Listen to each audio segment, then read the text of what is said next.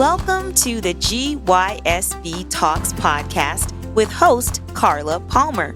GYSB Talks, Get Your Sexy Back Talks, is the #1 podcast helping women in midlife elevate physically, mentally, spiritually, financially, and in relationships. I am so happy and oh so grateful that you are here today and every week. Now, let's get into today's topic, shall we? Hello, everybody. Welcome to another episode of GYSB Talks. I am your host, Carla Palmer, and today we've got Angela Mazza with us. Hi, Angela.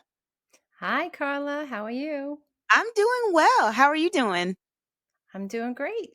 Awesome. Well, I'm glad that you're here with us today. We're going to be talking about thyroid matters, women's wellness in midlife. So it's a super important topic. But before we get started, I want to introduce you. Angela is a wife, a mom of 3, and she has a passion for sharing how others can embrace their own power to live a healthier life. After caring for her father with cancer and her own cancer journey, she took action to create a healthier life for herself and for her family. She has vastly improved her well being and is now able to help others do the same. All right. So, you consider yourself a thyroid warrior. Yes. When you have a thyroid issue, you go through you kind of get beat up. So that's why I think a lot of thyroid individuals do consider themselves warrior. And you often hear that when you talk about thyroid individuals, anyone who has any kind of thyroid struggle, because your body's kind of getting beat up by different signs and symptoms that you're suffering through. And it's great when you are able to kind of overcome that and come out stronger on the other side. And I think anyone who's gone through that and has journeyed through that and comes out the other side, they definitely feel their strength as a individual, and often it's women.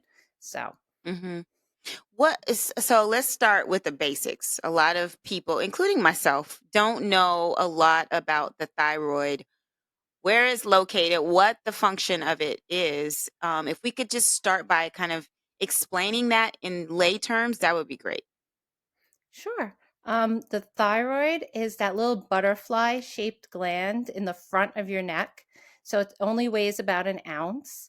And often you see the thyroid depicted as a butterfly because it's that shape of a butterfly. And a real thyroid does look like that. I've seen pictures of real thyroids that were removed, and it's crazy to see that. It actually looks like a butterfly. And it is really responsible for so many functions in your body, mostly the metabolism, that growth and development, and it's a gland, so it's hormones. You have your thyroid hormones in there. So as that's how we function, and it affects so many different parts of our body. hmm Okay. So does it communicate with your brain? Oh, yeah. It controls cognitive function. So that's often why you will hear people who have thyroid issues. They actually have what's called brain fog, because you start to feel it in your brain. You feel like your brain is moving slower. And that all has to do with that metabolism. It's that bloodstream flow, that everything is sending signals to your entire body. So when those thyroid hormones get released properly and they're working at the optimum, everything's working great. But if things are thrown off, that's when you start having those signs and symptoms, that brain fog, or you may feel like hot or cold intolerances, all those different things. And I like to compare the thyroid actually to like a thermostat. So, when you turn up and down the thermostat as needed when you're in your house, the body does that naturally. So it sends signals and tells your body, okay, I need a little bit more energy, and it'll send it a little bit more hormones to give it that more energy. So when you're working properly, that's working great. When it's not, that's when you see those individuals have those signs and symptoms of fatigue, and it's often even constipation is a sign of thyroid issues. And it's something that we just kind of sometimes say, oh, well, that's was part of, what I ate or just part of aging, or it's because I'm a woman. Well, women have constipation issues, but everything's so connected to the thyroid and we just don't associate it. So it's pretty amazing. That's why I like to compare it to the thermostat. Mhm. It makes me think too about menopause symptoms, and when you're talking about like the heat in your body being a thermostat, and sometimes it's being off, sometimes you're super hot. So I would think that people would just oftentimes brush it off as, like you said, oh, this is just part of the aging process. Oh, that's my brain. I'm getting old, brain fog, and just kind of like marginalize it as like not a big deal and something you just Right. have to accept because you're getting older. So when we talk about thyroid and menopause, what's the connection there? Or is there a connection there? Well, I think there really is a connection because, menopause is all about, the hormones and how things work with the body. So there's definitely a connection there with your hormones because, when you have your endocrine system is a big part of that. And, you have estrogens that gets released. But estrogen actually is it regulates part of the protein in the hormone of the thyroid and goes into the bloodstream. So there's definitely a direct, I would say, correlation with menopause as well, because you know, those hormones are fluctuating. So when you have inadequate hormones, you're going to start feeling those signs and symptoms. So if you have issues with your thyroid hormone on top of that, you're definitely going to have inadequate, thyroid hormones or an underactive thyroid hormone. And it can actually magnify, I would say, menopause symptoms. Mhm. So if you go to the doctor and you've already been, say for example, you're a woman in midlife, you've already started menopause, you're not perimenopause, you're like full menopause, right? Yeah, those menopause symptoms.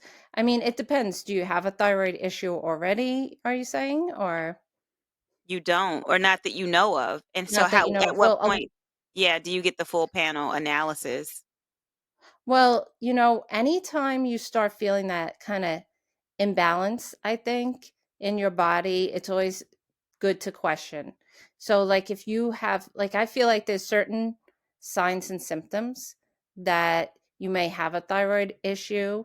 And obviously, perimenopause, you're usually trying to figure things out because the body's like changing slowly and you're figuring it out, but something's off. And we're very in tune with our bodies. I feel like our bodies are always sending us signals, and it's just up to us to get in tune and listen. So if you start noticing changes like a weight change and your habits are the same, right? Many of us feel that that's aging, but often that could really be a result of a thyroid issue. If you've gained weight or if you've lost weight, both can be thyroid issues because it all connects again to that metabolism. So I think it's important to kind of realize that that's one of the things, or even a change in your appearance, your fluctuation in weight, but you can also have maybe dry or brittle hair, right? Or maybe your skin is thinning. And I think a lot of these things we often do chalk up to aging, but it can be a thyroid issue as well. And we dismiss these things often, which is why it takes so long often for people to get diagnosed with thyroid issues. Because I think we as women often just say, well, I'm busy and this is just part of aging and this is not a big deal. I'll just deal with it. And we don't really stop to pause and say, oh, well, you know what? I haven't done anything different. I've been eating really healthy and my weight's fluctuating, it's, I'm gaining weight or I'm losing weight, and yeah, my skin has been dry, and I do feel kind of, moody or miserable. Oh, it just is my hormones. Well, there's a reason that those hormones are doing that. It's important to kind of search out to, get a look at that full thyroid panel and just see what's going on because that's going to test your hormones. That's why it's really important to take that, full thyroid panel. Mhm. Can we talk about your own personal experience, your thyroid journey? Sure. So with myself, I about 10 years ago, I had a nodule. And a lot of women do experience this. So they may not have a thyroid issue, but they get a nodule on their thyroid and they may not feel like they're having signs and symptoms, but always important to get checked out. And I will say I was definitely one of those women who said, you know what? I'm just going crazy. It's just really small bump. Maybe I'm imagining it. I was just finished caring for my dad for 3 years with cancer. I'm making myself crazy. I made all the excuses that I think many of us do, but I do make sure I have my regular physicals. So I still have my physical. So when I went for my physical, that was something that I told the doctor. He saw himself and he said, we need to get this checked out. And he did. And it turned out to be thyroid cancer. So I had it removed. I had total thyroidectomy and I had radiation afterwards. And, going through cancer, even though with thyroid cancer, I have very high rate of, being cured, being fine. But, some people even like to call it the good cancer, which I really hate because no cancer, you hear the word cancer, you get scared, your life's turned upside down and it's very scary. So I went through all that, but afterwards, you're kind of told, okay, well, here, take this pill, and I know, and you'll be fine. And it's easy. And I know so many people that I've worked with, I've talked with, who have gone through maybe not just thyroid cancer, maybe they just have something like hypothyroidism, or maybe they've been diagnosed with an autoimmune disease. And it's like, oh, take this pill, you're done. And it really isn't that simple. There's so many lifestyle interventions that you have to take. And I was told the same thing. I was told, you'll be fine, take this pill. And then I found the bigger challenge wasn't the cancer itself. It was after the cancer. It was those years after the cancer where I was like, well, why is my body reacting this way? Why do I feel this exhausted? Why can't I get up off the couch? Why can't I work out the way I used to? I had 3 kids. I was working my job. I was, very busy, but I didn't have the energy I had. And I just, we take on that responsibility as women and just keep going and say, well, we got to just keep going, right? Things fall apart if mom doesn't take care of things, or you don't do your job at work, right? Because I'm a nurse. So, it's really important to be sharp. So it was very difficult. And I kind of took a step back and I said, well, I can't keep living like this. Like, I was frustrated. So I was like, there's something more. And I had a really great endocrinologist. I can't say he wasn't great. His first question to me every time I went in was, how do you feel? Not how are your labs? And I know that's unusual because many, doctors and people I've talked to say the first question is, well, your labs are fine, so you're fine. And that's not how it is. He was like, it doesn't matter what the labs are saying. I need to know how you're feeling first. And I think that's really key when you're talking about finding the right practitioner, is having somebody who's going to be supportive, who's going to care about the things you have on your list of what's going on with you. Because as it is, I think many of us, we don't like to complain. We don't like to say what's going on. We don't want to be a burden. But, you have to advocate for your health. It's so, so important. So, he was very helpful. And I went back to school. I did a lot of research on my own, as well as going through certification, holistic health coaching, which is all about how to change my lifestyle. And I slowly did that. It was not an overnight thing. It was definitely a slower thing. I changed my eating habits. All my 3 children, who are now adults, but at the time were kids still, they will tell you, well, we stopped eating fast food. I can't even eat that stuff now, mom, thanks to you. I can't go out with my friends because I don't even like it anymore, because they changed a lot of their eating habits as I changed mine in the household, what I had in the house, what was supporting me, getting rid of a lot of, toxins in my lifestyle, my daily lifestyle. And it really made a big difference. But I would say it takes years to do, because Mm, let's face it, you can't do things overnight. So mhm. changing those habits really is what helped me be at my optimal and feel good. So So it was a gradual process and you just had to warrior through it, right? Which is yes. where we come back to the thyroid warrior, because you just didn't give up on yourself. You didn't just accept that as this is my new normal. You were like, no, this is not going to be my new normal.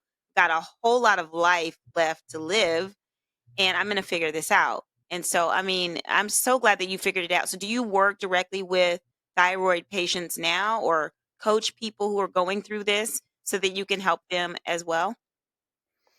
Yes, I coach a lot of thyroid clients as well as people who have any kind of chronic issue going on lifestyle medicine. So it's kind of that liaison between doctors, telling people how to advocate for themselves. And my whole tagline is small steps to wellness, because sometimes they were tiny steps for me, like getting off the couch. I mean, I was a dancer growing up. I love to be active and dance, but I went through getting that thyroid removed, and it took all my energy just to go to work and take care of the kids. By the time the afternoon came, I was dead. I couldn't do it.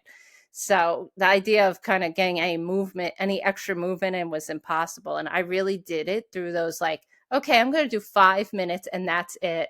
And I did, 5 minutes, and until it was 10 minutes, and did a little bit more. And I gradually grew to, coming out the other end, where now I can have more energy, I feel like, than when I had my thyroid, before the cancer. I feel like I have more energy now because I built up to it, but it definitely took time and having the right support around me, which was really key, kind of ridding myself of people who were dragging me down in my life, and having people who were much more supportive in my life and going through this journey.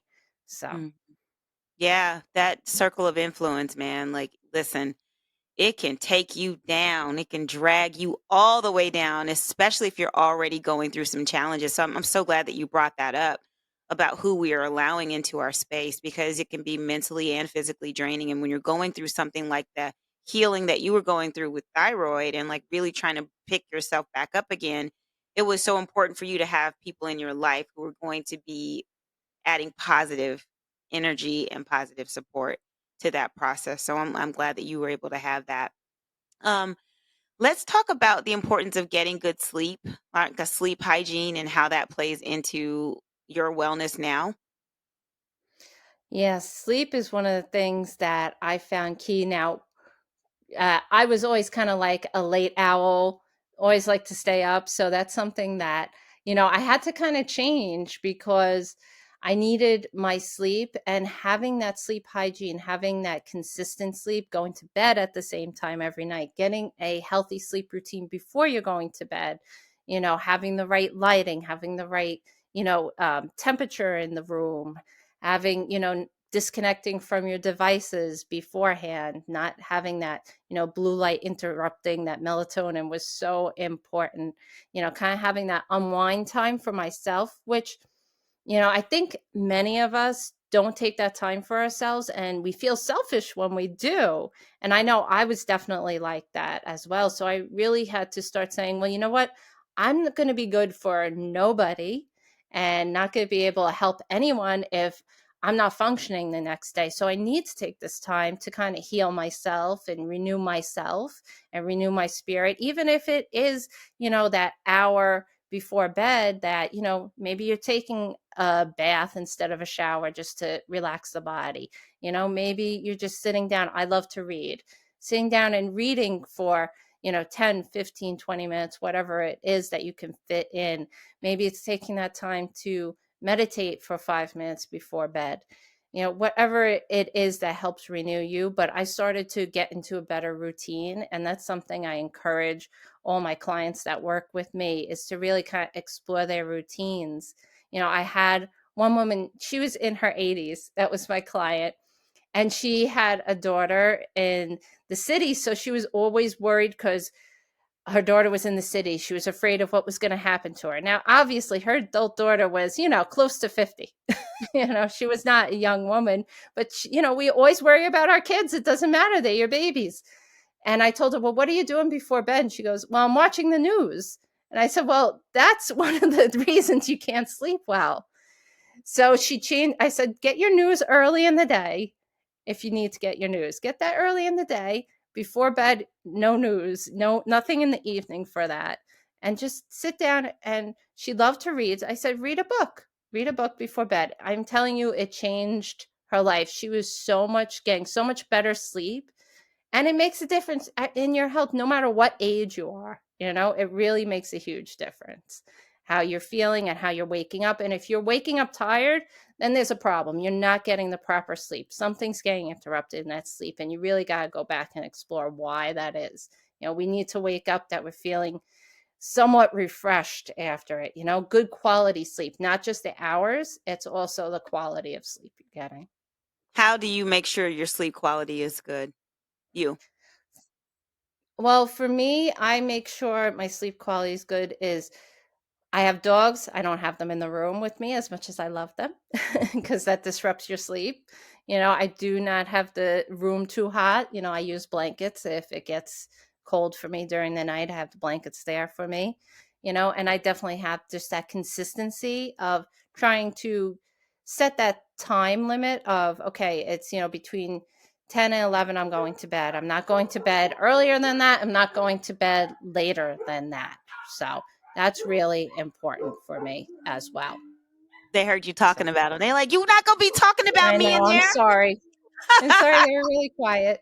It's So fine, it's fine. I think they probably did hear you. "Yeah, she won't let us sleep with her. We're supposed to be yeah, in there too." yeah. It's probably a fire engine or something going by. My dog likes to howl. Yeah. So Do you have any sort of diets or supplements that you recommend to anybody that you work with? Well, I always recommend that people have a good quality diet. So, those growing vegetables, fruits, vegetables is always key. That plant based is so important. High quality fats and oils is so important as well. And, lots of water. Hydration definitely is key. So important. And complex carbs and avoiding processed food as much as possible, reading their labels is so important. Awesome. And then as far as, helpful resources that people from the audience now can go and research or, build their knowledge around thyroid issues and how to I don't know if there's a way to avoid them, but how to, recognize them. Yeah, well, for thyroid issues, I always recommend like thyroid.org, which is the American Thyroid Association. They have a wealth of knowledge and can connect you with other organizations, which is really important. And then just for practitioner wise, if you're not happy with your practitioner, you know, going into like the Institute of Functional Medicine and search find a practitioner or the American Board of Integrative Holistic Medicine. And same thing, finding a provider in your area is really important. It's always important to have, if you're not happy, to find a person who's going to partner with you and work together with you because you need to be an active partner in your health. Yeah. Yeah, I mean, I think sometimes we think we're stuck with the doctor that we have, and we, don't even wanna go through the hassle of trying to find somebody who may or may not be better, and you just get comfortable with that person, even if they're not your favorite doctor, even if you sometimes get, your issues or challenges that you're bringing to them. It happens to me all the time, actually. You kind of get marginalized and kind of blown off, like, oh, it's not that big of a deal, or just coming with age. Like I get that a lot with my doctor. And for years I've been saying, I gotta get another doctor. I need to change doctors. This lady just wants to chat about, where I went on my last vacation and where she's going. But really like us really connecting on my challenges that I'm coming to her with, that doesn't really happen very well. And so I think we do need to move forward and go find somebody where we're going to get our needs met in the way that we need to get our needs met because this is our health, this is our livelihood. This is important, right? And we shouldn't just settle for what we have and keep moving with that same person. That's not going to be very helpful. Yeah, I agree. It's so important that your doctor is patient centered and willing to work with you and you're able to speak freely about your concerns and they're not going to just kind of rush you or brush you off, really that you have a working relationship And I always tell people that I work with, I tell them write down their questions before they go. So, and there's no shame in having that in your hand and saying, you know what, I'm really interested in what's going on with me and I want to understand it fully. So, can we just talk about it? I have a couple of questions and I need to understand this. And Yeah, you want the right doctor who will listen to you in that way. agree. Totally agree. I have 2 questions before we go. One is, what's on your bucket list? What's, like, one thing on your bucket list that you have to do? Um, I have never been to Italy, so that's probably my bucket list. I'm not someone who has traveled a lot in my life, so that's probably the one place I really want to go and go explore and like take, at least 2 weeks to go explore, not like a short time. I want a long period of time and go explore it out there. Italy, you're gonna have a great time. I'm sure you're gonna go soon. Last question. GYSB stands for Get Your Sexy Back. The word sexy, the first time you heard it, whatever age you were, what did it mean to you then? And how has that word evolved for you now as an adult? I think, like many of us, when you're young, you just think of kind of like that, good looking model, image when you're young of sexy. And it's definitely evolved as an adult. I think sexy is kind of coming into your own power and stepping into it and finding your voice. And I would definitely feel that, I get sexier and sexier as I get older because I'm able to be bold and step into my own voice. And honestly, going through my thyroid journey allowed me to do that. So I'm really grateful for that because I have always been a very quiet person, an introvert, afraid to speak out. And this has given me a passion and a reason to speak out so that other people aren't suffering and going through and struggling the way maybe I struggled. So the more I can educate other people and, advocate for them, the better I feel. And it kind of gives me that incentive to open my mouth and speak up. So that's sexy to me now. That's very sexy to you. I mean, to me too. And I'm glad that you are speaking up and I'm glad that you're on the podcast and people are able to hear from you on this very important topic. And I hope that people will go and learn more about the thyroid and its function and how we can try to stay as healthy as possible. And I want to make sure that people know how to stay in contact with you once they leave this episode. What's the best way?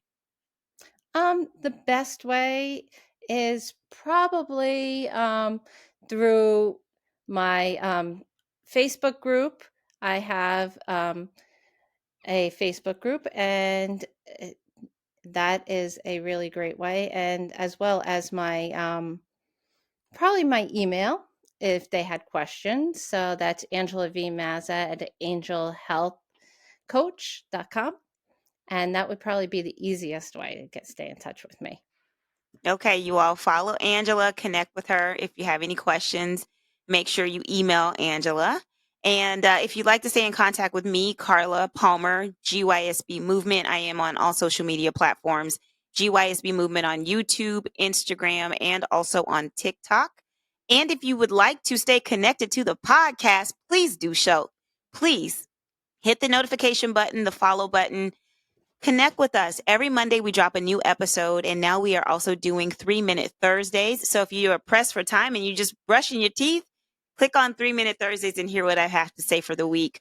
If you want to have a specific conversation come onto the podcast, let me know what topic that is, and I will try to find someone to come on who is an expert in that field. Or maybe I could talk about it myself. Never know. You got to speak up, though. Let me know what you want to hear. This podcast is for all of us to grow and elevate and to continue to evolve in this second half of life. There's still so much more life that we have to live, and it can be absolutely amazing if we are intentional about how we are moving through life. So, Angela, so happy that you were able to join me today, and I look forward to staying connected with you. Same here. I'm so grateful for you to have me on the podcast and to have met you and for all the great work you're doing. Awesome. Well, thank you. Have a wonderful day. You too. All right. Talk to you soon. Thanks, Thank everybody. you. Bye. all content on this podcast and any linked blog, podcast, webinar, course, or video material is created and produced for informational purposes only.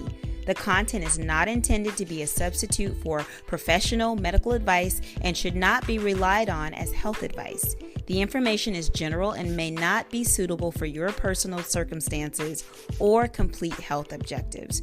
Do not use this content as a standalone resource to diagnose, treat, cure, or prevent any disease for therapeutic purposes or as a substitute for the advice of a health professional.